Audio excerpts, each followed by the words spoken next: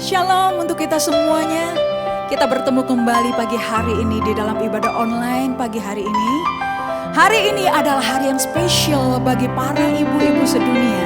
So, happy Mother's Day to all moms yang hebat-hebat.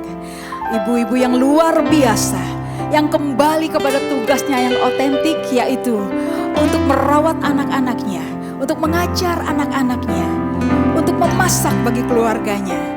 Amin.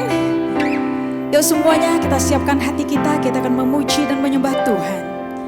Adalah waktu yang berharga yang luar biasa yang Tuhan anugerahkan bagi setiap kita. Untuk diam di bawah kaki Tuhan. Untuk bersekutu dengan Tuhan. Haleluya. Amin.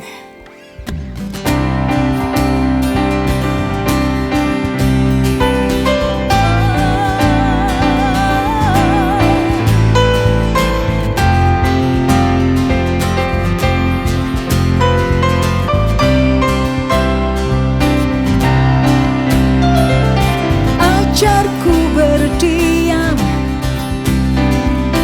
dekat di hatimu, di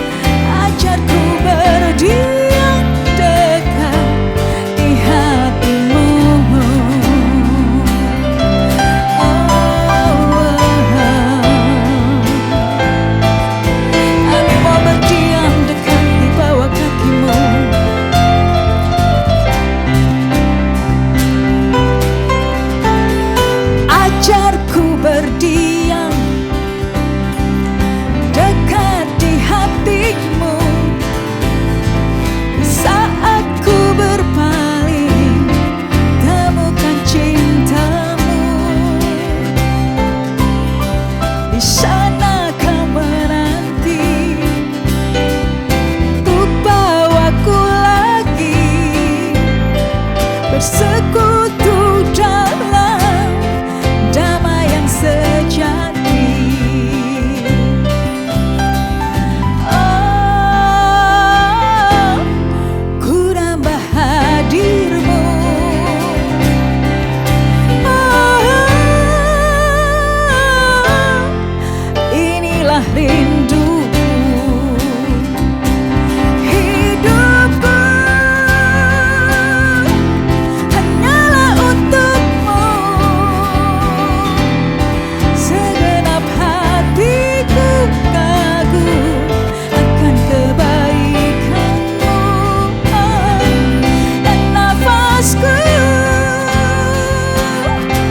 Menceritakan kasih-Mu, ajarku berdiam dekat di hati-Mu. Katakan hidupku, hidupku hanyalah untuk-Mu. Segenap hatiku kagum akan kebaikan-Mu. Dan nafasku menceritakan kasih-Mu, ajarku berdiam dekat di hati-Mu. Ajarku berdiam dekat di hati-Mu.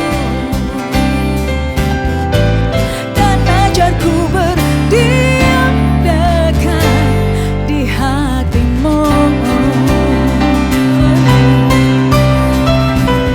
Haleluya. Terima kasih Tuhan buat hadir dalam hidupku. Bapa, kami sungguh bersyukur untuk pagi hari ini. Kami boleh bertemu dengan Engkau Tuhan. Dimanapun kami berada Tuhan, kami tahu ada Engkau di sana Tuhan. Kami tahu Engkau hadir di sana Tuhan. Terima kasih buat kehadiran-Mu. Saudaraku, di dalam Alkitab yang pernah kita baca, Yesus selalu mengumpamakan dirinya, menggambarkan dirinya sebagai gembala yang baik. Seorang bapa yang baik, yang sangat mengasihi anak-anaknya. Namun di dalam Matius 23, Yesus menggambarkan dirinya sebagai seekor induk ayam yang melindungi anak-anaknya di bawah kepak sayapnya. Yang mengasihi anak-anaknya. Dengan tubuhnya sendiri dia melindungi anak-anaknya. Itulah kekuatan seorang ibu yang rela menyerahkan nyawanya untuk anak-anaknya. Sekalipun di tengah gelombang, sekalipun di dalam badai, tangannya melindungi kita.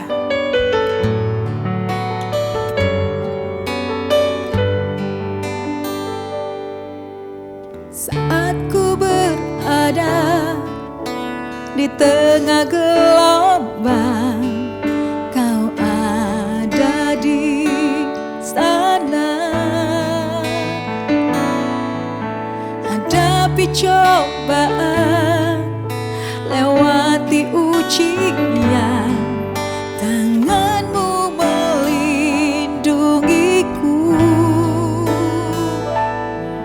Kasih-Mu menguatkanku. Kemuliaan-Mu Tuhan pasti nyata di tengah badai.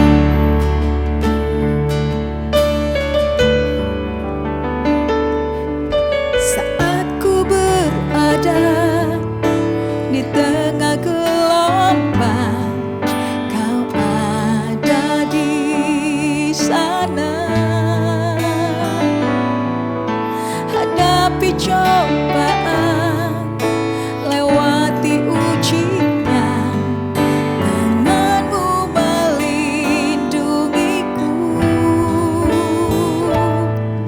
kasih-Mu menguatkanku, kemuliaan-Mu Tuhan pasti nyata di tengah badai. Kau pertolongan dan pengharapan, Tuhan kemenanganku.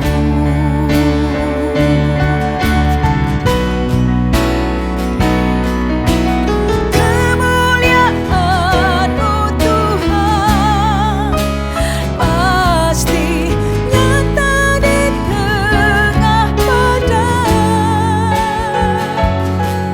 Kau pertolongan dan pengharapan, Tuhan kemenanganku.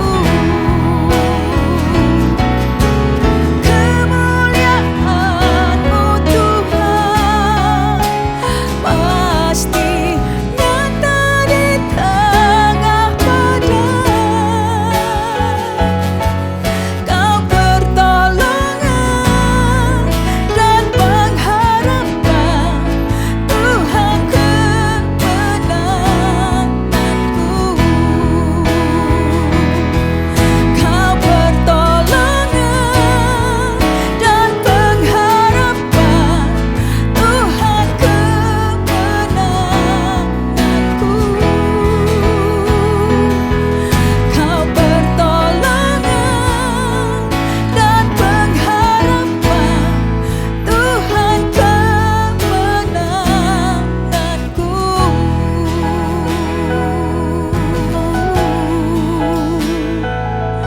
Haleluya, kami bersyukur Tuhan, kasih-Mu selalu ada bagi setiap kami anak-anak-Mu yang berseru padamu. Hati kami percayanya kepadamu ya Tuhan. Haleluya.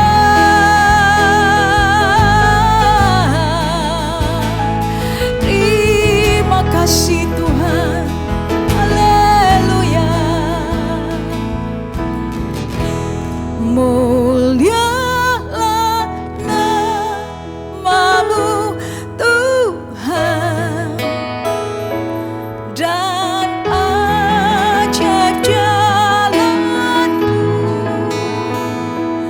pimpin kami di setiap waktu.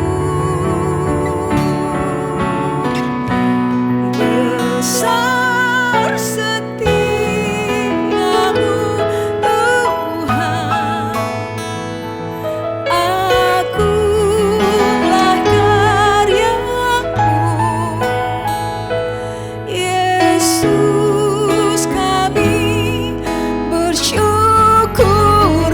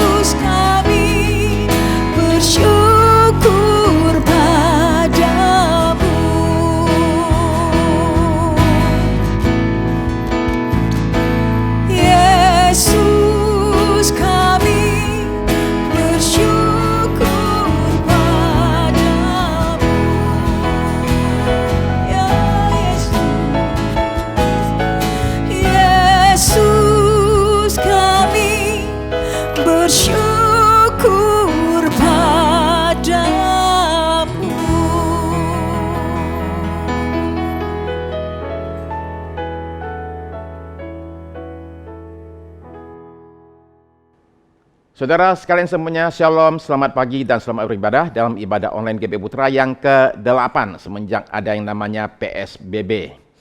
Saya sungguh-sungguh menanti-nantikan suatu momen, mudah-mudahan tidak lama lagi, di mana kita bisa berjumpa kembali bersama-sama dalam ibadah secara fisik, muka dengan muka. Tapi sekalipun demikian, dalam situasi terbatas ini saya menaikkan syukur, terima kasih kepada Tuhan Yesus yang oleh anugerahnya terus memampukan kita untuk kita bisa beribadah sekalipun secara online di rumah masing-masing. Dan saya percaya Roh Kudus tidak terbatas. Karena itu, mari kita siapkan diri kita. Yang masih di ranjang, tolong turun dari ranjang. Baju agak rapi sedikit dan kita siap beribadah kepada Tuhan. Saya ajak kita sama-sama menaikkan doa di hadapan Tuhan ya. Terima kasih untuk pagi ini. Terima kasih untuk ibadah secara online ini Tuhan Yesus.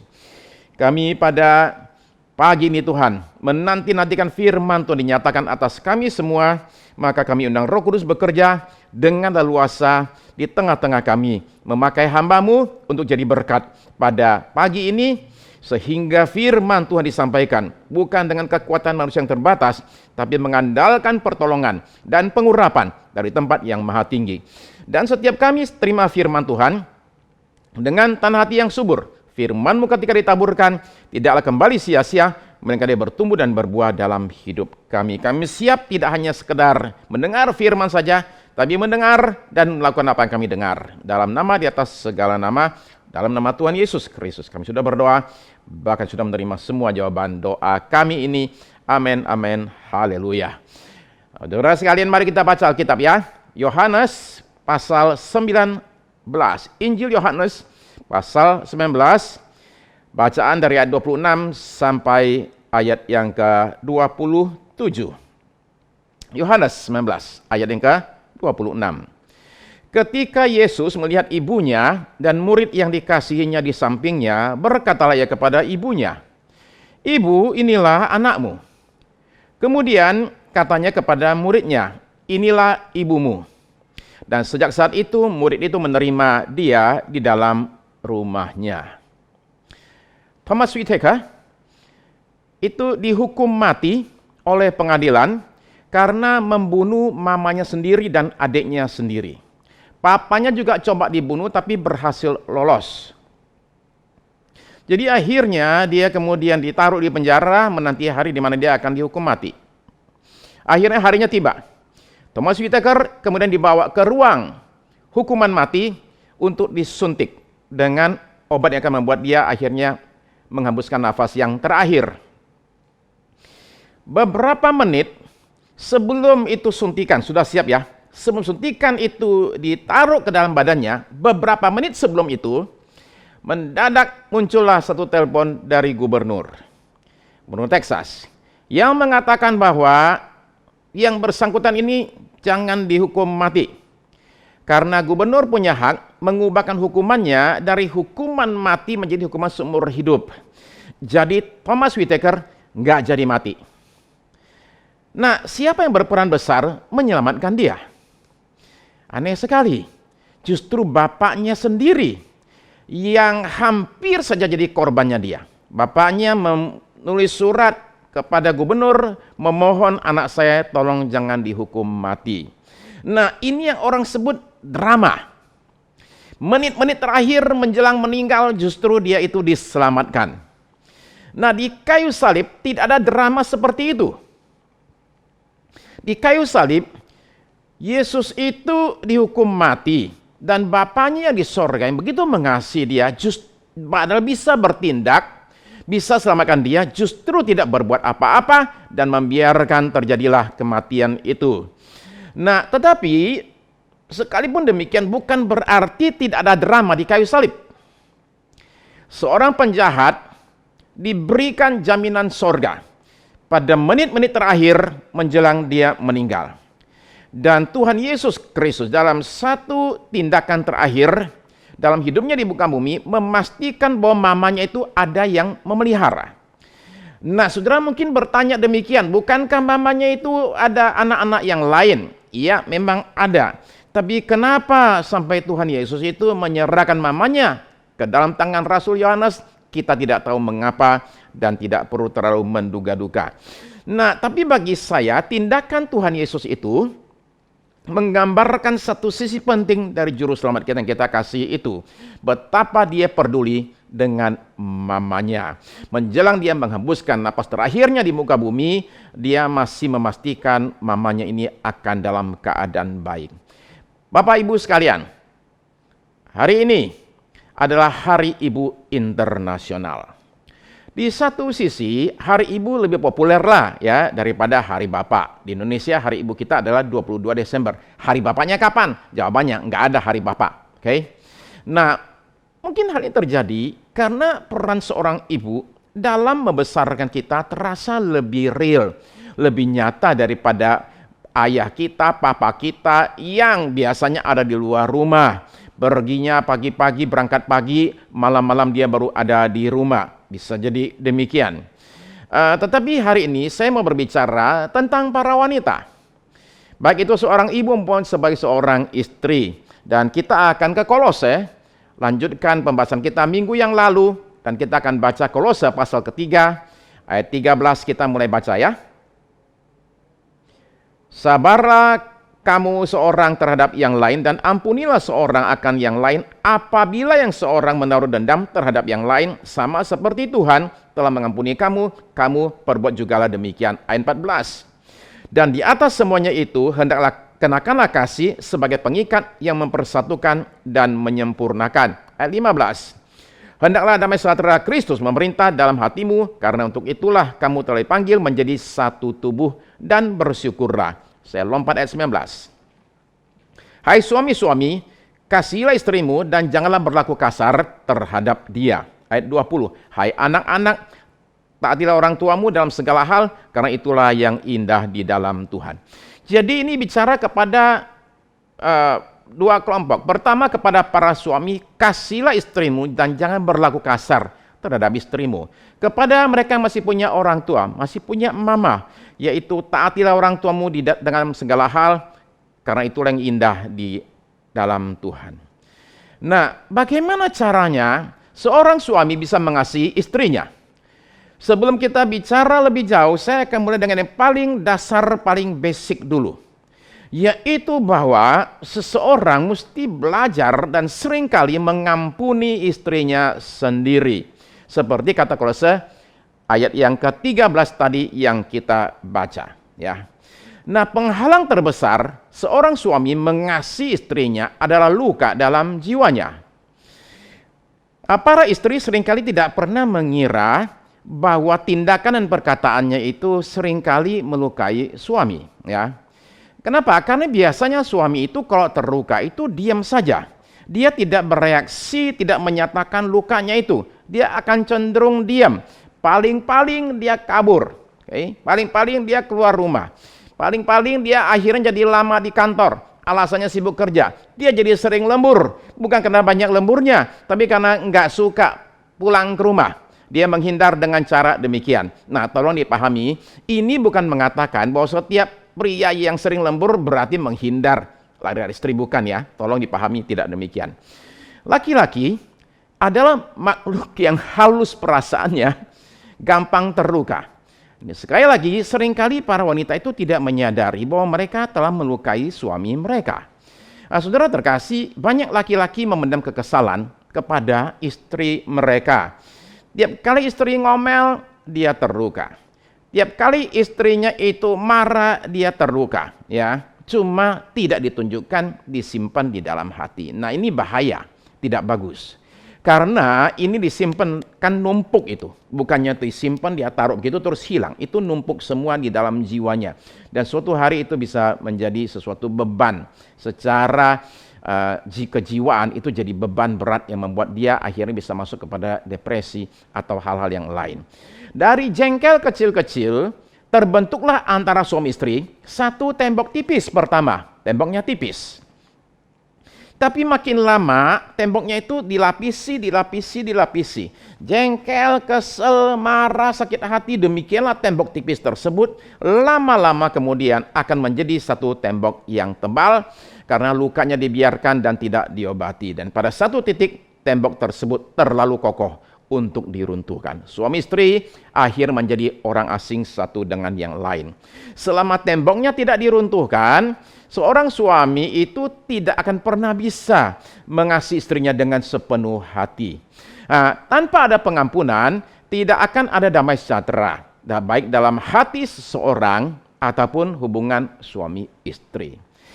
Di ayat 15, hendaklah damai sejahtera Kristus memerintah dalam hatimu, karena untuk itulah kamu telah dipanggil menjadi satu tubuh. Suami istri adalah satu tubuh, ya. Dan perlu ada damai sejahtera. Tapi damai sejahtera tidak akan terjadi kalau ayat 13 tidak terjadi. Yaitu apa? Ampunilah seorang akan yang lain apabila yang seorang menaruh dendam terhadap yang lain. Bahkan yang menaruh dendam saja, yang kelas berat, itu diminta untuk boleh mengampuni. Apalagi yang kecil-kecil macam hanya jengkel, kesel, mestinya bisa lebih mengampuni daripada yang dendam. Nah, masalahnya adalah begini, saudara sekalian. Kalau hati itu sudah penuh dengan kejengkelan, seorang suami itu akan cenderung kasar sama istrinya. Nah, kasar di sini tidak selalu berarti bahwa kasar secara fisik. Tapi bisa saja kasar dalam bentuk kata-kata. Ngomongnya nyelakit. Kalau ngomong itu kesannya itu kasar, karena di dalam hatinya sudah penuh dengan luka dan kejengkelan. Jadi saudara sekalian, penghalang pengampunan adalah rasa keadilan yang bercampur dengan keinginan untuk membalas dendam. Kita ini manusia. Begitu kita disakiti oleh seseorang, reaksi kita yang pertama adalah ingin membalas. Orang namanya sakit, dia akan cenderung ingin membalas. Itu manusiawi, sekalipun itu tidak benar. Nah, lagi pula kita merasa harusnya ada keadilan. Dia sudah nyakitin saya, ya masa diampuni begitu saja? Selalu ada keinginan untuk saya juga mesti nyakitin dia dulu dong, baru kita akan, skor kita itu akan jadi sama rata satu-satu. Nah, kita suka ingat perkataan ini, semut saja kalau diinjek nih akan balik menggigit. Tambah lagi kita kasih ayat lagi. Mata ganti mata, gigi ganti gigi. Saudara-saudara, ayat 1 itu ingat, ayat lainnya nggak ingat. Apa itu? Kalau kamu ditampar pipi kananmu, kasihkan juga pipi kirimu. Yang itu sengaja nggak diingat. Nah, problem dengan pendekatan balas dendam adalah begini. Manusia itu kalau balas dendam, itu nggak cukup satu-satu. Kalau dia balas dendam, dia maunya itu kalau bisa tuh 10-1 apa 100-1 gitu loh. Dia ingin supaya membalas dendam sepuas-puasnya dia, sekalipun itu tidak pernah puas, ya. Di daerah Taichung, di Tiongkok sana, tahun 2013, ada seorang wanita mencurigai suaminya itu ada selingkuh. Jadi dia ikuti, suaminya ternyata benar bahwa seorang wanita masuk ke satu kamar hotel. Nah, istri ini tidak masuk ke hotel, enggak. Dia ke parkiran dengan kunci serep. Dia masuk ke mobil suaminya. Dia ngumpet di situ bawa jerigen berisi bensin. Ketika suaminya dan selingkuhannya masuk ke mobil, wanita ini mendadak muncul dan dia siram bensin ke wanita tersebut, selingkuhan suaminya itu, kemudian dia bakar wanita tersebut sampai meninggal dalam keadaan hangus. Ya, itu yang namanya dendam. Pak, itu kan wanita, Pak. Pria kan enggak gitu? Enggak, pria sama aja. Oke? Ini beritanya ya. Pria seorang suami di Surabaya itu bakar istrinya ya, cuman gara-gara sakit hati. Di London belum lama suami positif COVID. Istrinya bilang gini, "Aduh, kamu jangan di rumah deh, kamu keluar rumah aja deh."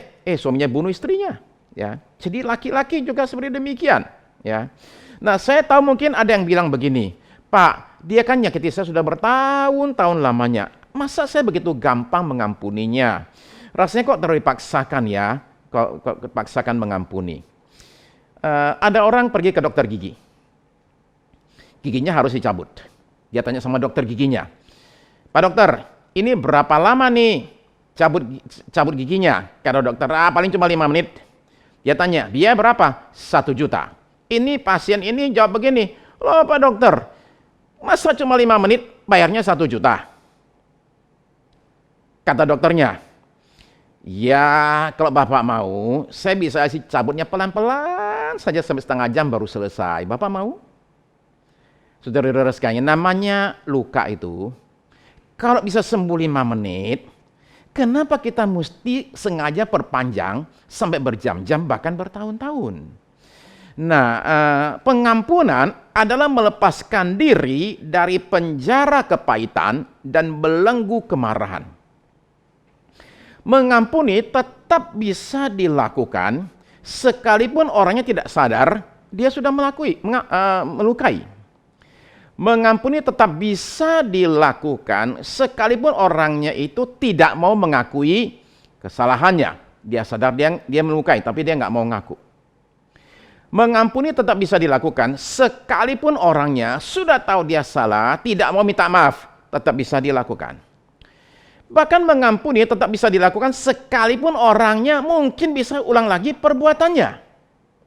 Kenapa bisa demikian? Karena mengampuni itu adalah tentang kesembuhan buat diri saya. Dan ini terjadi antara saya dengan Tuhan.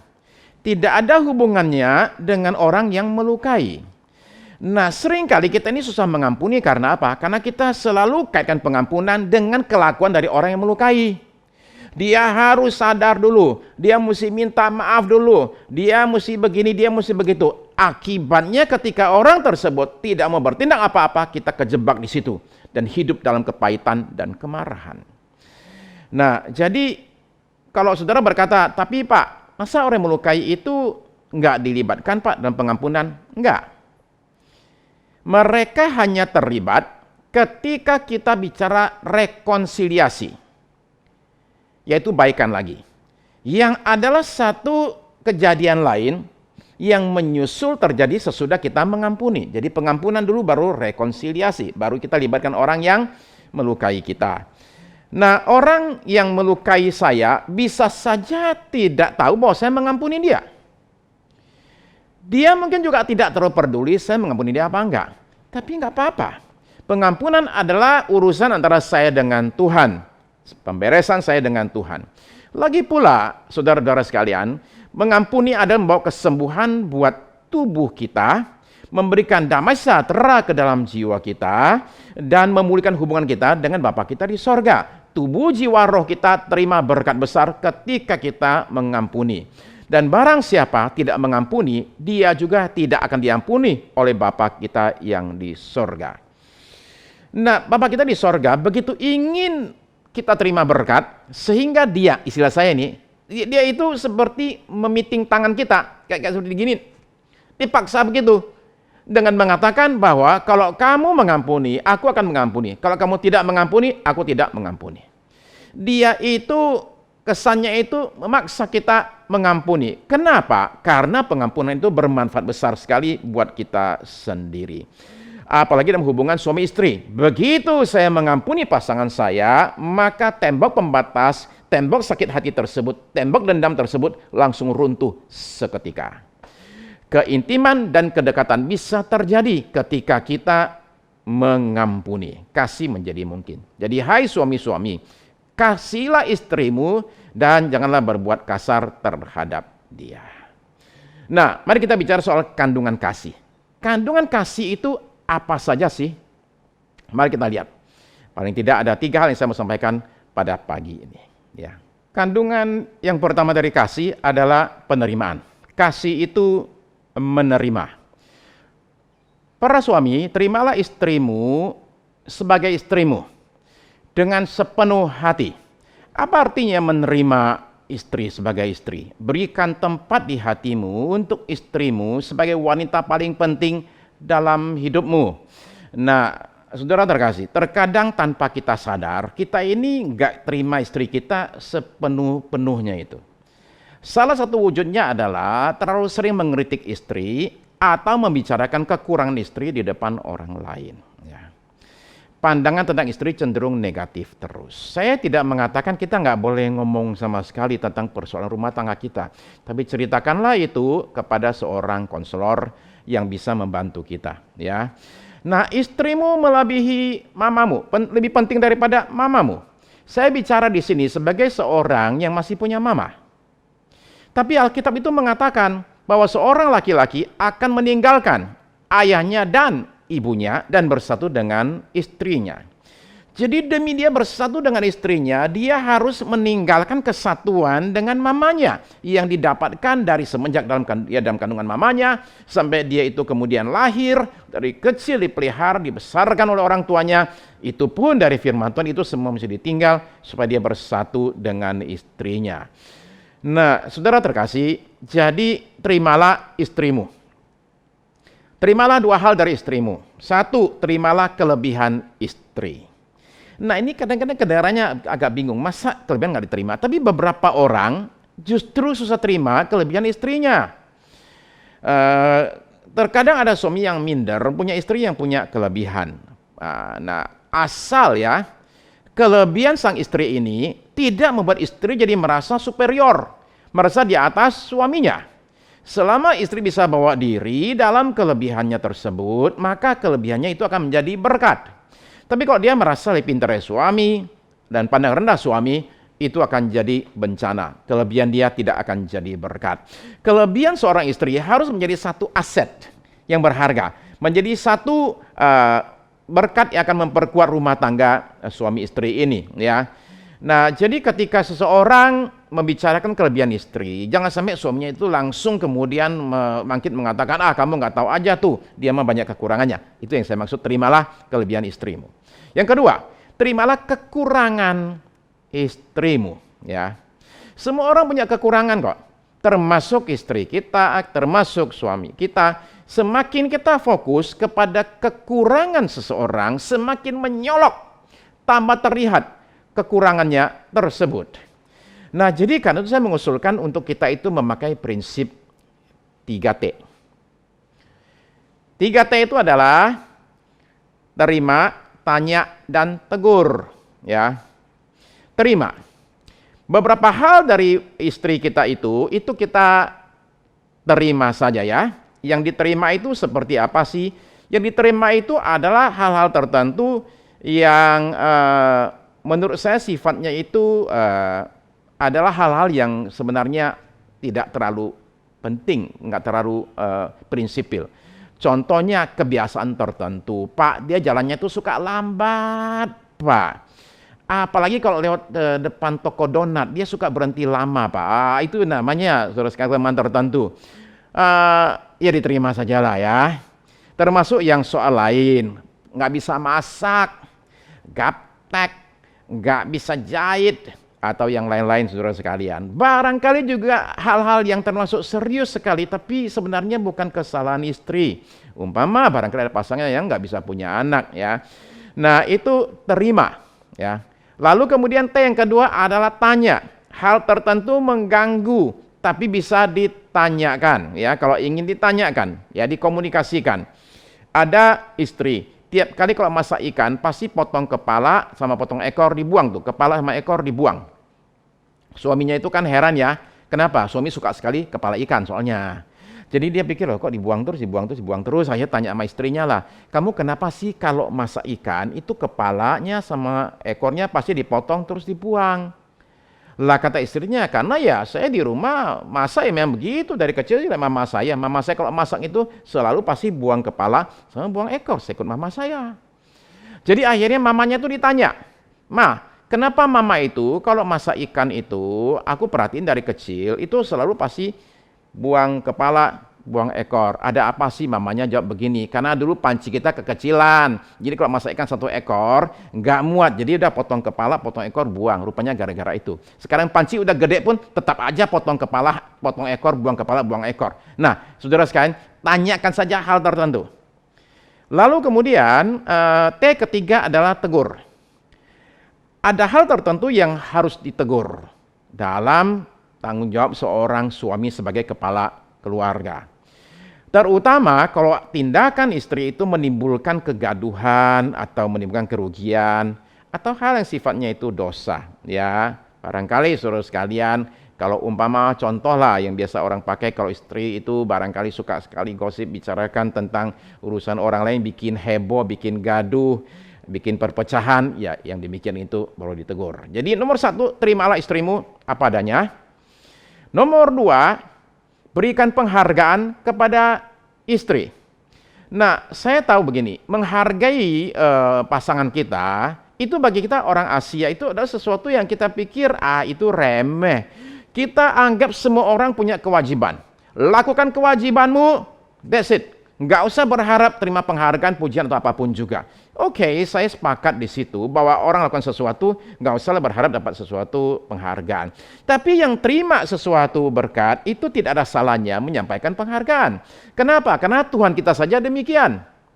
Ketika kita suatu hari sampai di sorga, kata Tuhan Yesus, kita akan disambut oleh Tuhan dengan perkataan begini. Matius 25 ayat yang ke-21. Matius 25 ayat 21. Maka kata tuannya itu kepadanya, baik sekali perbuatanmu itu, hai hambaku yang baik dan setia. Engkau telah setia dalam perkara kecil, aku akan memberikan kepadamu tanggung jawab dalam perkara yang besar. Masuklah dan turutlah dalam kebahagiaan Tuhanmu. Kan biasanya Tuhan bilang begini, kamu tuh udah bersyukur, tahu nggak, dikasih masuk surga, udah sana, masuk sana. Kan nggak begitu, dia masih bilang, aduh bagus sekali perbuatanmu, ini sungguh hamba yang baik dan setia. Mari sini ya, masuk dan nikmati kebahagiaan bersama dengan saya. Ya. Nah, apa yang bisa dihargai dari seorang istri?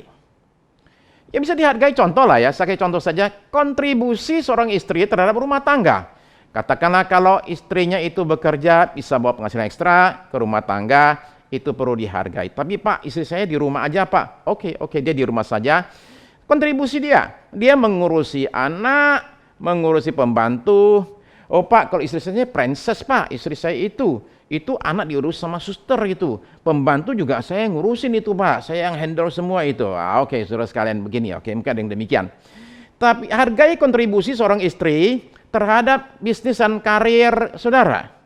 Pak, dia mah kalau kerjaan saya dia nggak ikut-ikutan, bisa dia nggak ikut ngatur, dia di rumah saja. Oke, paling tidak dia mendoakan bisnismu dan karirmu.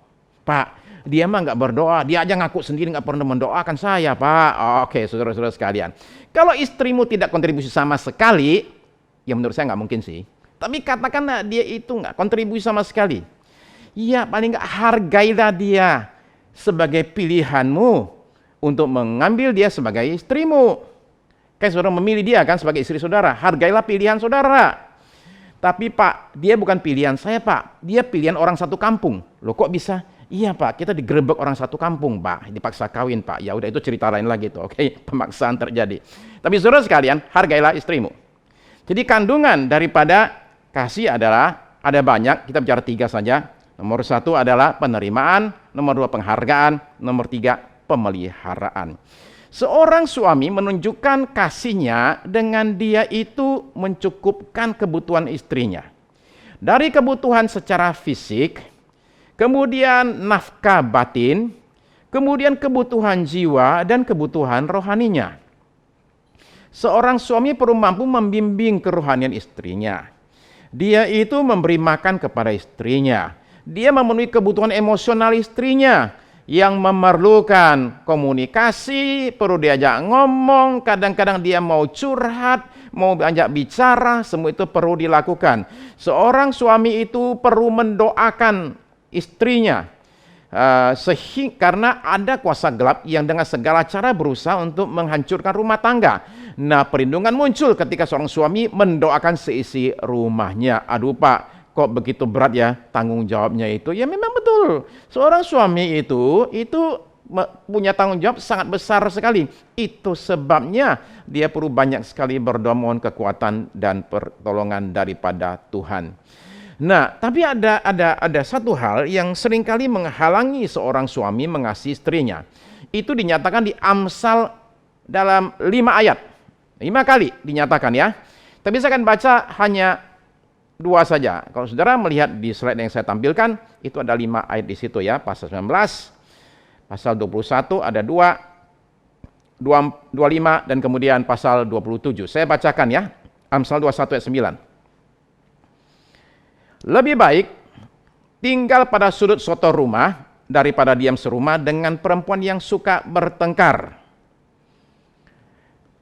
Lebih baik tinggal di atap rumah sana, kena panas, kena dingin, kena hujan, nggak apa-apa, nggak nyaman sekali, daripada diam serumah dengan seorang istri yang suka ngajak ribut dan nggak mau ngalah.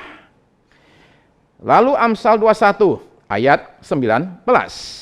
Amsal 21 ayat 19. Lebih baik tinggal di padang gurun daripada tinggal dengan perempuan yang suka bertengkar dan pemarah. Lebih baik hadapi bahaya binatang buas. Lebih baik hadapi cuaca ganas di padang gurun. Panasnya bukan main, dinginnya bukan main. Nggak nyaman sekali daripada tinggal serumah dengan wanita yang suka bertengkar dan pemarah, katanya. Nah, saudara terkasih, kalau saudara-saudara perhatikan lebih jauh, bahwa di sana dikatakan juga, kalau terjemahannya itu adalah nagging wife. Istri yang suka sekali cerewet. Seperti apa seorang istri yang dikatakan suka bertengkar, ya, a nagging wife itu, contentious wife? Satu adalah istri yang cerewet. Suka sekali bicara, ya, nggak bisa diem. Ya. Barangkali wanita itu memang akan cenderung lebih banyak bicara, ya, curhat daripada pria. Tapi kadang-kadang kebablasan. Ada satu orang meninggal, ya. Lalu kemudian salah satu anaknya itu nggak bisa hadir karena ada di luar negeri. Jadi akhirnya si papa itu kemudian meninggal dan kemudian dikuburlah. Jadi anaknya itu akhirnya sampai juga ke kuburan bapaknya, bicara sama adiknya. Dek, Papa ada pesan terakhir apa buat kita semua? Kata adiknya, enggak, dia nggak pesan apa-apa. Loh, masa nggak pesan apa-apa? Nggak ngomong apa-apa? Dia nggak bisa ngomong, Kak. Kenapa? Karena sampai meninggal itu mama di sampingnya terus, mama ngomong terus, papa nggak sempat bicara itu, nggak dapat giliran bicara. Ya. Nah, jadi saudara sekalian, saya pernah ditanya soal begini. Saya rasa saya mengatakan wanita ini cenderung akan lebih banyak ngomong daripada laki-laki, cenderung lebih perlu curhat. Okay? Tapi kadang-kadang kalau orang terlalu cerewet, itu barangkali ada suatu kegelisahan. Nah, kita perlu cari tahu ini gelisahnya ini apa, sehingga membuat ini nggak bisa diem, ya, terus-menerus mesti ngomong. Ya. Lalu kemudian ada yang kedua adalah istri yang suka mengatur suami. Ya. Nah, barangkali ini sifat keibuan terlalu kuat, bisa jadi juga karena saking sayangnya sama suami. Tapi begini, terlalu mengatur suami seringkali akan membuat kesan seorang istri itu kurang respect sama suaminya. Seolah-olah suaminya itu nggak sanggup. Jadi dia perlu bantu, perlu atur ini dan itu. Ya, jadi perlu perhatikanlah derajatnya itu seberapa sih mengatur suami. Ya, jangan sampai kebablasan, itu yang saya maksud. Lalu kemudian ada istri yang suka sekali ngajak ribut, ya, dikit-dikit ribut nggak ada mengalahnya itu, ya, seolah kalau sehari nggak ribut aja kayaknya badannya pegel gitu loh, ya. Nah, lalu kemudian ada istri yang kurang bersyukur, ya, banyak mengeluh dan banyak komplain. Nah, dalam hidup ini selalu ada saja masalah yang bisa kita jadikan komplain, selalu akan ada itu, ya. Sesempurnanya rumah tangga seorang pasti ada yang bisa dijadikan bahan komplain. Jadi kita perlu perbanyaklah untuk mengucap syukur dan mengurangi keluhan kita, ya. Nah, jadi para suami, kasihilah istrimu. Dan janganlah baru kasar terhadap istrimu. Nah, sekarang soal taat kepada orang tua, menghormati mama, ya. Saya menganjurkan para istri untuk hendaknya janganlah protes kalau suami itu mengasihi mamanya, ya. Lebih baik punya suami yang mengasihi mama daripada punya suami yang bentrok terus dengan mama. Ya, tapi Pak, dia kayaknya overdosis tuh mengasihi mamanya tuh Pak. Saya tahu, ada suami yang overdosis mengasihi mamanya. Ya, bisa jadi ada yang demikian, ikatan terlalu kuat. Itu ada, tapi saya yakin itu jarang sekali. Itu adalah pengecualian lah daripada itu sesuatu yang sifatnya umum. Ya, tidak peduli berapa umur saudara, saudara tetap mesti mengasihi, menghormati mama saudara, ya. Ada nggak mama yang nggak pantas dihormati? Ada. Saya punya cerita-cerita tentang mama yang menjual anaknya sendiri, dijadikan pelacur, anaknya baru umur 5 tahun, ya. Ada mama yang membunuh anaknya sendiri, ada cerita-cerita yang demikian. Tapi kan bukan mama kita, kan? Jadi, saudara-saudara sekalian, mama itu boleh jadi ngawur. Mama itu boleh jadi sering nyakiti. Mama itu boleh jadi jahat. Mama boleh jadi dia tidak tahu diri. Tapi hormatilah mama kita sebagai seorang mama. Mungkin perbuatannya itu nggak terlalu bisa kita hormati, tapi paling tidak hormati posisinya sebagai orang yang melahirkan kita, sebagai mama kita. Nah, menghormati itu adalah suatu sikap hati, jadi muncul dari hati dulu, dari sikap hati kita dulu, yang kemudian akan menentukan cara pandang kita terhadap orang tua kita, dan akhirnya menentukan tindakan kita terhadap orang tua kita. Karena hormat pada akhirnya akan muncul dalam bentuk tindakan nyata. Hormat ditunjukkan dengan cara-cara ini. Yang pertama, bagaimana sikap kita ketika kita itu berbicara dengan orang tua kita? Apakah dengan hormat atau dengan cara yang cenderung kurang ajar? Ya, nada ngomongnya gimana tuh? Banyak keselnya atau ada respeknya? Itu yang pertama. Yang kedua adalah seberapa sering kita berbicara dengan orang tua kita, ya. Di kebanyakan keluarga ya sering terjadi yang namanya miskomunikasi. Nah, kadang-kadang kalau mama terlibat, kadang-kadang jadi over komunikasi, terlalu banyak komunikasi. Di Jerman ada satu orang mama yang akhirnya diajukan ke pengadilan oleh anaknya sendiri. Kenapa? Karena mamanya terlalu sering menelpon anaknya sehari sampai 49 kali. Anaknya kesel, kemudian si mama itu dilaporin ke polisi ya. Karena selama 2,5 tahun tiap hari telepon bolak-balik sampai 49 kali rata-rata ya. Akhirnya ini orang Austria, saudara saya, orang Austria. Akhirnya dia bilang begini, mamanya di pengadilan, saya cuma pengen bicara sama anak saya. Anak saya sudah punya anak, saya punya cucu, kok nggak boleh ngomong sama cucu saya ya. Nah, itu yang over, tapi kan nggak banyak yang over seperti demikian. Nah, bagaimana sikap kita ketika membicarakan orang tua kita kepada orang lain? Kita perlu belajar tidak menjelekkan orang tua kita, ya. Bukan berarti nggak boleh membicarakan masalah orang tua kita ketika kita ketemu seorang konselor. Itu boleh, ya. Tapi sikap kita adalah mencari jalan keluar, bukan hanya sekedar menjelekkan. Lalu berikutnya adalah bagaimanakah kita memperlakukan orang tua kita, ya? Apakah kita pandang rendah mereka, pendapat mereka sebagai kuno atau bodoh? Apa kita anggap orang tua kita sebagai berkat atau sebagai beban? Saudara-saudara sekalian, tolong ingat akan satu hal ya. Semua yang kita lakukan terhadap orang tua kita adalah tabur tuai. Bagaimana kita perlakukan orang tua kita, itu suatu hari itu akan kena ke kita. Karena itu perlakukanlah orang tuamu dengan hormat, karena suatu hari saudara juga akan tua. Dan kita berdoa kepada Tuhan supaya Tuhan beri kita kemampuan untuk mengasihi orang tua kita yang barangkali seringkali itu dalam tindakannya tidak bijaksana, tindakannya menyakiti kita, barangkali dulu perbuatannya di masa lalu dulu itu ada salah. Saudara-saudara sekalian, mari kita belajar untuk mengampuni orang tua kita, belajar untuk menerima orang tua kita, belajar menghargai orang tua kita, dan kemudian belajar memelihara orang tua kita. Karena semua itu akan kembali kepada kita lagi. Mari kita berdoa. Sajak kita semua sama-sama bangkit berdiri.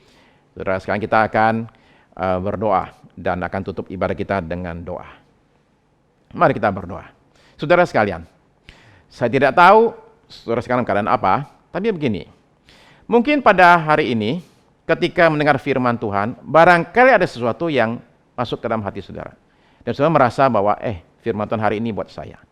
Kalau itu yang terjadi, itu adalah Roh Kudus yang hari ini menjamah hati saudara, mengingatkan saudara-saudara akan satu hal yang perlu saudara perbuat. Mungkin saudara perlu mengampuni pasangan saudara, entah suami kepada istri atau istri kepada suami, atau orang tua kepada anak, atau anak kepada orang tua. Mungkin saudara perlu melakukan sesuatu terhadap orang tua saudara, saya tidak tahu, terhadap mama saudara. Yang jelas pada hari ini, izinkan Roh Kudus lakukan karya pemulihannya atas setiap rumah tangga kita semuanya ya. Mari kita berdoa. Terima kasih Bapa Surgawi, pada pagi ini Tuhan, hamba memohonkan anugerah dilimpahkan atas setiap rumah tangga yang ada, atas setiap suami dan istri, pasangan yang mengikuti ibadah ini, atas setiap orang tua, atas setiap anak yang mengikuti ibadah ini. Hamba berdoa pada pagi ini Tuhan, supaya Engkau menyatakan berkat-Mu Tuhan. Pertama-tama dengan memampukan kami untuk boleh mengampuni pasangan kami sendiri ya Tuhan. Tuhan, kami memohonkan kekuatan dari Tuhan, karena kadang-kadang kami merasa tidak bisa lakukan ini. Tapi mampukan kami mengampuni pasangan kami dalam nama Yesus. Terima kasih Tuhan, terima kasih Tuhan Yesus. Tuhan, sehingga ketika kami mengampuni, semua luka dalam jiwa kami itu bisa disembuhkan dan dipulihkan. Sehingga kami terlepas, bebas dari penjara kepahitan, dan terlepas dari belenggu kemarahan. Tuhan, singkirkan semua dari hati kami. Kami mengampuni pasangan kami dalam nama Yesus. Tuhan, kami mengampuni orang tua kami juga. Orang tua yang sering tidak bijak, orang tua yang seringkali berbuat kesalahan, perbuatannya menyakiti kami, kata-katanya menyakiti kami. Tuhan, kami mengampuni orang tua kami. Tuhan Yesus, kami sebagai orang tua mengampuni juga anak-anak kami yang kadang-kadang kurang ajar terhadap kami, kadang-kadang tidak menghargai orang tua. Tuhan, kami mengampuni anak-anak kami juga. Biarlah sekarang rekonsiliasi terjadi antara suami dan istri, orang tua dan anak. Biarlah Tuhan keharmonisan rumah tangga menjadi bagian daripada kami ketika Engkau berkarya atas rumah tangga kami dan pemulihan terjadi. Mampukan para suami untuk boleh mengasihi para istri. Mampukan para anak-anak untuk bisa menghormati orang tua. Terima kasih Tuhan, dan ketika itu terjadi, maka berkat Tuhan dilimpahkan atas rumah tangga kami semuanya. Terima kasih Tuhan, terima kasih Tuhan Yesus. Hamba berdoa pada saat ini Tuhan, mohonkan berkat secara khusus bagi jemaat-Mu di GP Putra ya Tuhan. Di tengah-tengah krisis yang terjadi, Tuhan, kami memohonkan Tuhan menyertai kami, melindungi kami, sehingga kami terus bisa bertahan, bahkan bertumbuh di tengah-tengah krisis.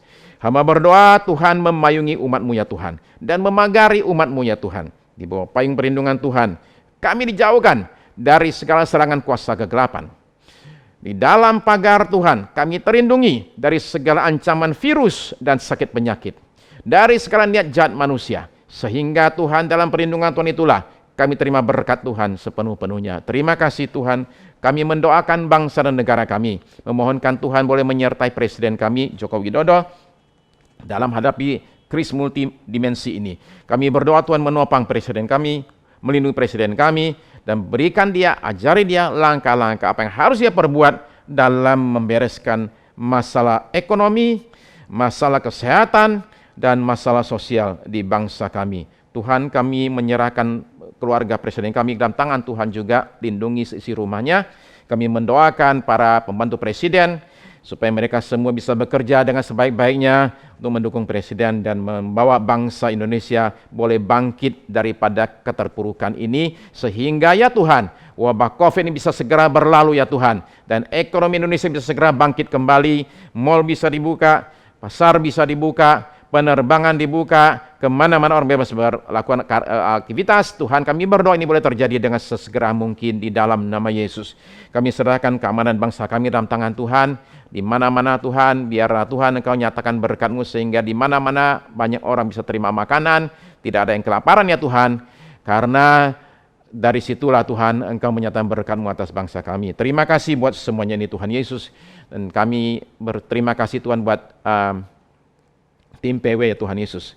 Ya, Tuhan melindungi, menyertai, Tuhan memberkati tim PW ini Tuhan, dan apa yang mereka perbuat dalam ibadah ini juga tim media, hamba mohonkan berkat juga bagi mereka. Tak lupa Tuhan, kami berdoa untuk tim medis di berbagai rumah sakit yang dalam sekarang garis depan penanggulangan wabah COVID ini. Tuhan melindungi mereka, menyertai mereka, memberkati mereka, dari para dokter, juru rawat ya Tuhan, petugas ambulans, petugas UGD, bahkan termasuk satpam, cleaning service, semua di rumah sakit. Kami berdoa Tuhan menyertai mereka semuanya Tuhan. Juga keluarga mereka semua dalam perlindungan Tuhan juga. Sekarang ya Tuhan Yesus, kami menyerahkan Tuhan saat ini, yang mereka berulang tahun juga, berkat yang berulang tahun Tuhan sepanjang minggu yang lalu ini, anugerah Tuhan dilimpahkan atas saudara-saudari ini. Terima kasih Tuhan, dan sekarang kami akan berpisah saudara yang lain. Turunkanlah berkat-Mu atas kami semua. Terima kasih Tuhan. Terima kasih saudara terkasih dalam Tuhan Yesus. Ibadah kita pada pagi ini sudah selesai. Marilah kita berpisah satu dengan yang lain, dengan membawa berkat berlimpah dari Allah Bapa kita di sorga, kasih karunia dari Tuhan kita Yesus Kristus, bimbingan, pertolongan, penyertaan Roh Kudus dari sekarang ini sampai Maranatha, Tuhan kita kembali kali yang kedua. Amin. Amin.